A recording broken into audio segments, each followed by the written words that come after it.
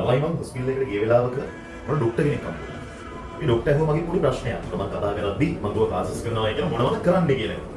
ළමයි අහන ප්‍රශ්න ටිකක් තියෙනවා. විඩියෝ ක්ලාස් එක කරන්නේ ක්ලාස් එක කරන්නේ නැහැ ලොකුවට පන්ති කරනවා කියලා එහෙම කතා කරගෙන මම මොනවද උගන්වන්නේ. මම ගොබම් භෞතික විද්‍යාව තමයි උගන්වන්නේ කියලා. ඊට පස්සේ මම අහනවා ඇයි භෞතික විද්‍යාව උගන්වන්නේ? ඒ කාලේ මට බැරිම විෂය භෞතික විද්‍යාව. ඔයා ෆිසික්ස් උගන්වන්නේ කොහොමද කියලා තමයි ඇහුවේ. ඉතින් බං හිතපල්ලා කෙනෙක්ට බැරි විෂය තව කෙනෙක්ට බැරි වෙන්නේ නැහැ. භෞතික විද්‍යාව බයෝ කරනුන්ට බැරි වෙනවයි කියලා එකක් නැහැ. බයෝ කරනුන්ට සමහර වෙලාවට මැත්ස් කරනුන්ට වඩා ෆිසික්ස් පුළුවන් වෙන්න පුළුවන්. ඒ නිසා මතක තියාගන්න. කෙක්ට බැරි වුණයි කියලා මට බැරි වෙනවයි කියලා එකක් නැහැ.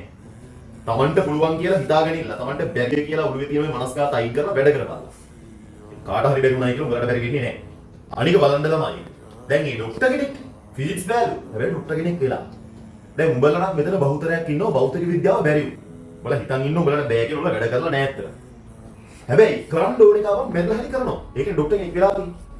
ඒ නිසා මේ මෙඩිකල් ෆැකල්ටි යන්නේ. ඊෆැක් එකකට යන්නේ මේ විෂයන් තුනම මේ සර්ව සම්පූර්ණයෙන් දන්න අති දක්ෂ ළමයි. සමහරුන්ට සමහර විෂයන් හරියට බෑ.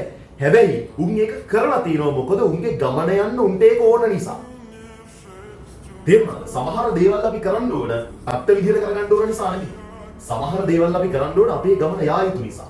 ඒ නිසා මතක තියාගන්න අද මොනව බැරි වුණා. උඹලට උඹලගේ ජීවිතේ සාර්ථක කරගන්න ඕන නම් උඹලා මේ ගේම ගහන්න ඕන.